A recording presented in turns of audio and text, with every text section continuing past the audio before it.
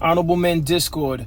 Rest in peace, Marshawn, Kneeland. How you see yourself is how you perceived. I see a man strong, gifted, head strapping, never down on his knees, begging. Gotta make a way, even in my darkest hour. Say the odds against me was new. I would never cower. Do me a favor, everybody. Stay with a buddy. Don't go looking alone. This guy is armed. President, they just received a text from him, a group text from him saying goodbye. They're concerned for his welfare. They do not have a key to the apartment. David 7, I copy.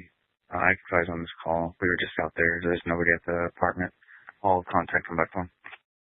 We have a lieutenant calling in from Plano advising that the NFL is calling Plano PD and the subject is texting his family goodbye.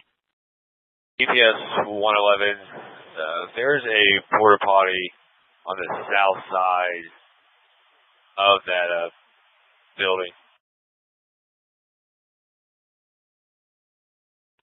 40, we got eyes on it. That's pretty much right exactly where 118 drew the circle. Y'all see a heat from that? Yeah, 111. We got good eyes on. Looks like the door's open. Red liquid coming out from it. We just want to go ahead and work this safely before we have any officers approach. So let's just get an arrest team and kind of go through this safely and tactically. I believe we got eyes on a drone right there. Still got eyes on the target inside that porta potty. We're pushing the drone there now. Okay, good copy. Just on our last orbit, we didn't see any movement. Still got that heat signature. Looks like it's curled up at the bottom of that porta potty. With the stream of blood coming from the porta potty. Yeah, that's a 10-4. He's going to be laying on his side, facing inward, and quite a bit of blood coming out. Possible signal 27. As always, welcome back to another episode. If you haven't already, hit that like button, hit that subscribe button. And by all means, if you have something you'd like to share pertaining to this episode, I'll see you in the comment section. So let's get straight to it. NFL player for the Dallas Cowboys, a defensive back. His name was Marshawn Kneeland. Passed away at age 24. Now, this happened on Thursday, and when the story first broke, they said the only thing that they said was that it was a tragic incident, but they didn't have details on what actually happened. And I thought maybe it was potentially a car accident because his age, I thought it was a car accident since they said it was a tragic accident, a tragic occurrence, I should say. Then later on in the day, it was discovered that he took his own life. And the reason for this episode is to have the conversation about mental health. It's a real thing. And although I feel like it's been publicized more than I could ever remember it being publicized, maybe because of social media and the access of these different outlets to promote awareness, it's still very alarming because you have to say to yourself, someone who made it to the NFL, 24 years old, you would think he would be happy, right? Some may think you would be happy if you're in his position, because there's a lot of people who play sports and they wish they could go pro. And here he is, 24 years old, playing for the Dallas Cowboys. And they said on Monday he scored his first touchdown. O'Donnell has it blocked into the end zone in a race. And a touchdown. Sam Williams blocked it. Kneeland, the touchdown. So you would think he had the world in the palm of his hands, and you would say to yourself, why would someone do something like this? Especially in his predicament where he, again, is a professional athlete. But this is just a reminder that when you're going through something, if you have a mental health issue that maybe you haven't addressed or you're unaware of. It doesn't matter what's going good in your life, or at least what appears to be going good in your life. If you don't get a hold of it, a handle of it, get control of it, it can get the best of you. Now, it's known as mental health awareness, mental health issues. But I'll be honest with you, I just look at this as a thing of fighting demons. I look at it as more of a spiritual thing. Now, you could agree or disagree with me, that's fine. I'm sure the experts prefer to lean on the term mental health, but I look at it as fighting demons. For whatever reason, he woke up on Thursday and it was between him, his alone time, and the demon that he was dealing with.